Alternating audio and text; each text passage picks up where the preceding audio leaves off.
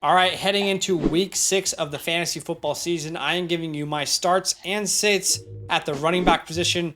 I'm not going to give you any obvious guys. I'm trying to give you players on the edge and give you confidence to either start or sit them. Now, if you don't know, we have something called the Fantasy Roulette Showdown, where myself and my partner, my co-partner, business partner, Daniel Badaki, go against each other head to head.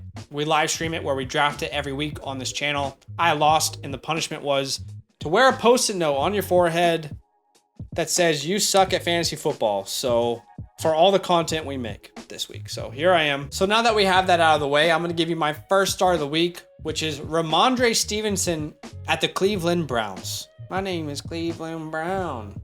Let me know in the comments if you know what that's from. Cleveland currently gives up the 3rd most points to fantasy running backs, and we still have to wait and see what the status of Damien Harris is.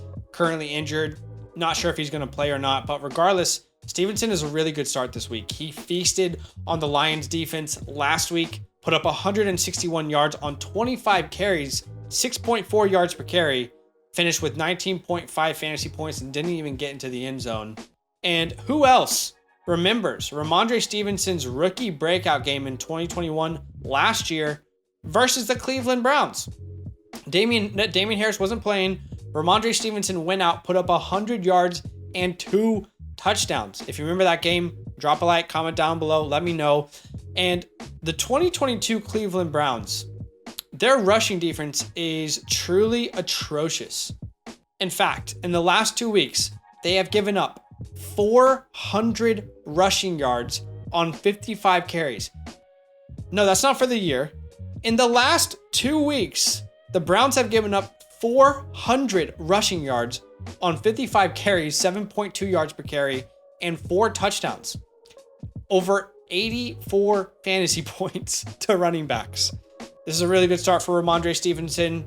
I mean, he has a chance to be an RB1, but safe RB2 play for sure. My second start of the week, it feels kind of gross because I really miss my guy.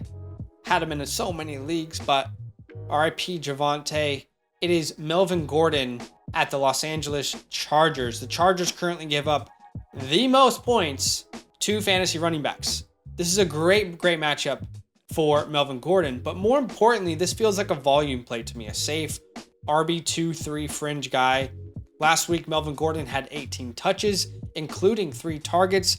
Mike Boone still was involved. He had 10 touches. However, I feel like this team is going to ride with Melvin Gordon, The Chargers just allowed Nick Chubb and Kareem Hunt to combine for 181 yards on 28 carries. That is 6.4 yards per carry and 3 touchdowns. They just gave up over 40 fantasy points to running backs last week.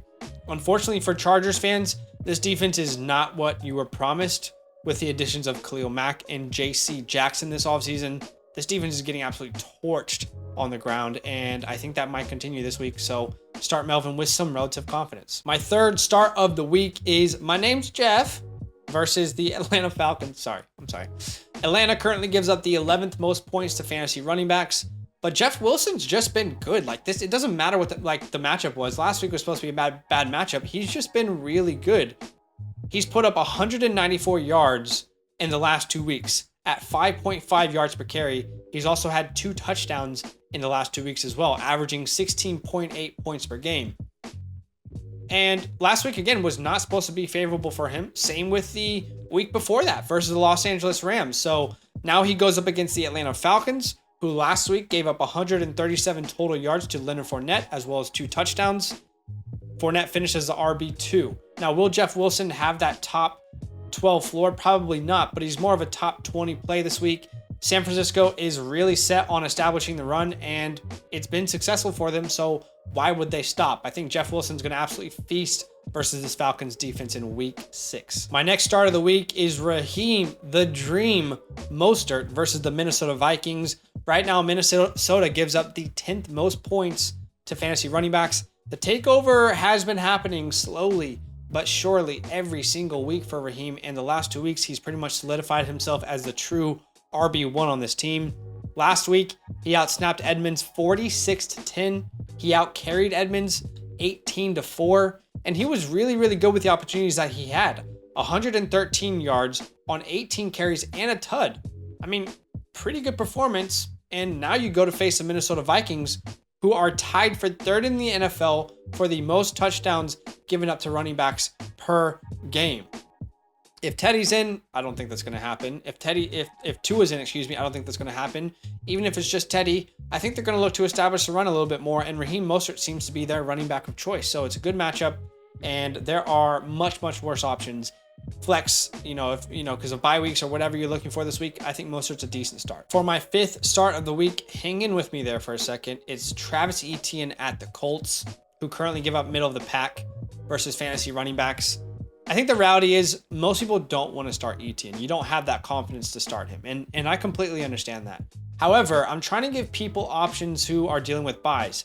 If you have DeAndre Swift, Jamal Williams, Dameon Pierce, Josh Jacobs, Derrick Henry, if you have these guys on bye weeks and you're looking for a fill-in option, Etienne should be an okay option this week. Like, I don't think he's absolutely going to screw you over with a goose egg or, less than 5-point type performance.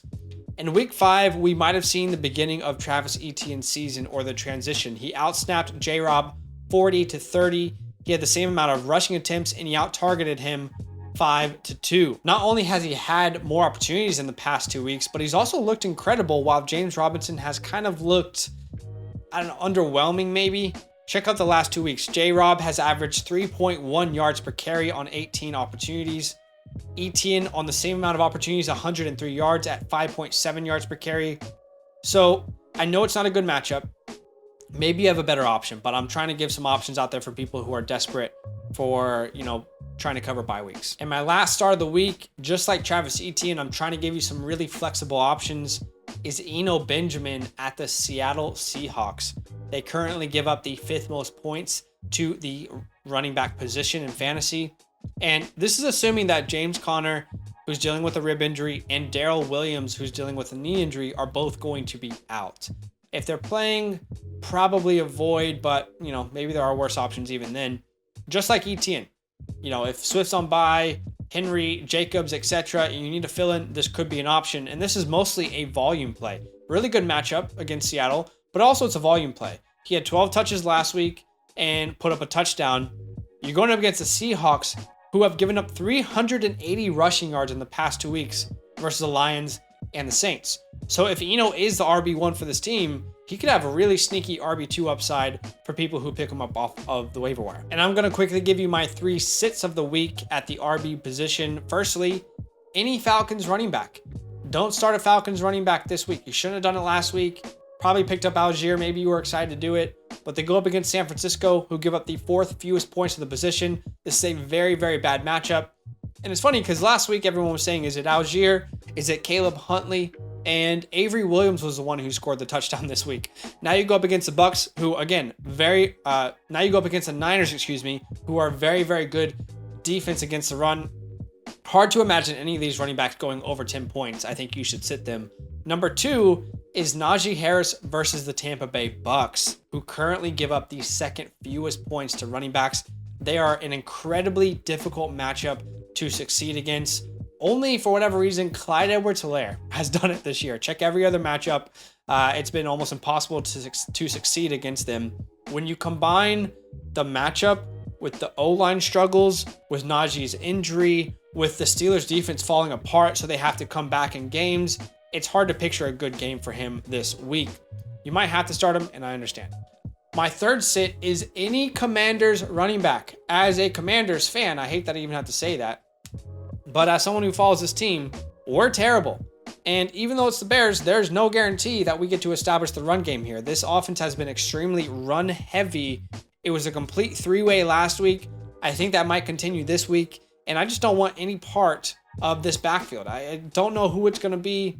And if there is any volume, or if there's any value, it's going to be based off a touchdown. You tell me who's going to score that touchdown. It could be J.D. McKissic, for God's sake. So I don't want to start these guys. I think there's better options out there. Those are my starts and sits of the week. Why don't you comment down below? Let me know who you're starting, who you're sitting. Drop a like on the video. And huge love. Good luck this week. Yo, what's good? Thanks for watching. We got a lot more videos. A lot more. If you want more videos. Watch it. You can also subscribe. Right now. If you want to. You need to. And lastly, don't forget that you can sign up to support the show and get exclusive content by going to patreon.com/FantasyLand fam.